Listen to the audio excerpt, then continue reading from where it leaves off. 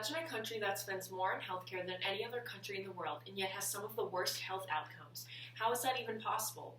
Welcome to the United States, where 17.9% of our gross domestic product is spent on healthcare each year, yet we rank last in terms of health-adjusted life expectancy on a list of 10 other high-income countries. Large numbers of medical, business, and political professionals have argued their differing views for years, and it's still largely up for debate which programs and strategies should be adopted to best save our failing healthcare system. There are 5 major reasons why the U.S. healthcare system is inefficient and ineffective. One is excessive spending without better health outcomes. We spend about $3.5 trillion each year on healthcare, and yet according to World Health Organization data, we rank 37th in terms of quality and fairness for our healthcare system. 2 is a large number of uninsured individuals, which causes a long list of problems, and among those problems is that people who don't have insurance have a much higher risk of death than those who are covered by private insurance. 3 is administrative inefficiency. Doctors spend a lot of time trying to coordinate with insurance companies in order to provide proper care for their patients. 4 is underperforming primary care. Primary care physicians struggle to receive important clinical information from specialists and hospitals about their patients, which complicate their efforts to provide coordinated and smooth care. 5 is lack of focus on preventive care. There's really no focus on the root of health issues in our medical industry right now. A lot of the times, we just put band-aids over injuries and medical issues with things like surgery and medication instead of trying to figure out why those issues are happening in the first place.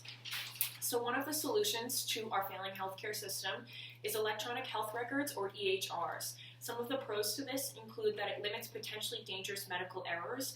A lot of medical errors occur due to poor penmanship of physicians or misheard orders. And according to a report by Nir Menashemi and Talia Collum, EHRs have been proven to show a 55% decrease in medication errors. It also allows for easy access to full and detailed medical records, so any medical professional who is seeing a patient can see what their entire past medical record has been, so they can see anything that they've ever been prescribed, anything that they've ever been diagnosed with, which allows them to create more educated decisions for patient care. A lot of primary care physicians also rely on faxes from other medical professionals that their patients have been to or have had care from, which can take too long, or the faxes might never come at all, so then they don't have enough medical information about this person's past to properly give them care. Another thing that electronic health records do is they create stopgaps. So EHR shares patient information with another computerized system called HIE, and HIE automatically reduces and stops the number of costly, redundant, and unnecessary tests through this system of using what is called stopgaps. So anytime a doctor maybe accidentally orders a test that they've already done before, the HIE will stop that order from ever going through. So it prevents over-medication, excessive testing, and over-treatment. EHRs also create a greater quality of care and staff efficiency. It's seen through physician practices that their staff with using EHR more strictly adhere to clinical guidelines, and there's an increased quality of care within those practices. EHRs can also release automated reminders to physicians for things like vaccine recommendations or specific methods of care for at-risk patients. According to Menashemi and Collum, with computerized systems, rates of influenza vaccinations at certain practices increased from 0 to 35%. There are cons to using EHR systems, however. One of them is excessive amount of time inputting patient information, which decreases physician efficiency.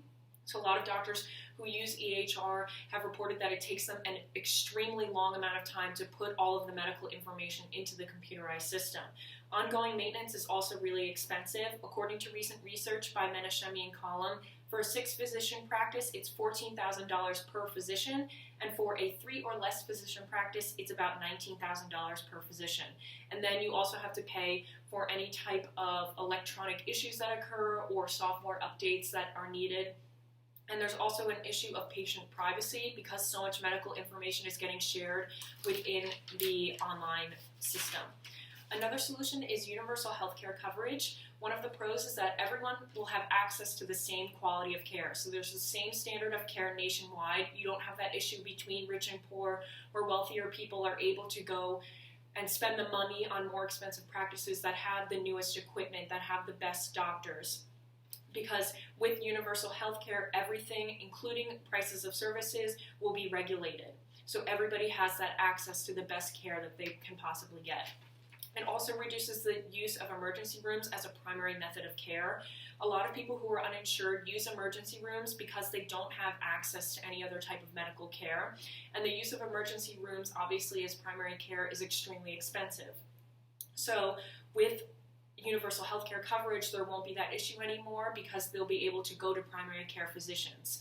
And according to an article posted on The Balance, about 46% of ER patients were there just because they had no other means of access to medical care. Universal healthcare coverage will also increase life expectancy. According to an article written and posted on Harvard online, working class Americans without insurance have a 40% higher risk of death. But universal healthcare coverage will be able to lower those mortality rates. And it'll also act as a preventive care method. So instead of uninsured people just waiting really long until they get seriously sick that they have to go to the emergency room, they can see a primary care physician every single year, and they can address those smaller health problems as they occur instead of waiting for everything to build up for something bad to happen. Universal healthcare coverage also lowers administrative costs and increases office efficiency. You don't have to deal with the rules and regulations of each individual primary insurance company, and the practices will no longer have to have salaried employees whose sole purpose is to deal with that back and forth between insurance companies and the physician practices. Some of the cons include long wait times for elective surgeries. In the United Kingdom, they have reported that elective surgeries do have long wait times because the focus is on primary care and emergency care. People also overuse the system. In the movie Sick Around the World, a general practitioner in Great Britain said he sees people coming in too often and a lot of times for non-medical related reasons. And a third con is that healthy people are forced to pay for everyone's medical care. So those who are the sickest in our population, the 5% who are the sickest, make up 50% of our healthcare costs. So people who aren't really using the system are still going to have to pay into the system because the way that universal healthcare would most likely be paid for is through a general taxing of the whole nation. So people who are healthy and aren't really using the healthcare system are still going to have to pay for those who are unhealthy and need the care. Another solution is a shift from medical to preventive care. The pros of this include that public health investments really pay for themselves, and they also increase life expectancy like universal health care coverage would. In the past 100 years or so, we've gained about 25 to 30 years added onto our life expectancy, and according to Dr. Galloway, a public health professor and professional, those 25 to 30 years are solely attributed to public health advances. A shift from medical to preventive care would also decrease the number of people with chronic diseases. Chronic diseases cost us billions in the healthcare industry. In an article written by Hugh Waters and Marion Graff, being overweight or obese cost us $1.7 trillion in 2016. And public health preventive methods like exercising, eating healthy, decreasing poor social behaviors like smoking and drinking could save millions of people from things like obesity and being overweight, along with cardiovascular disease, diabetes, hypertension, and a long list of other things. With more funding focused on public health, proper planning and life management would be available to those who need to make those certain lifestyle changes, like eating healthier. The major con of moving from medical to preventive care is that the methods of public health are often costly and they don't yield immediate results.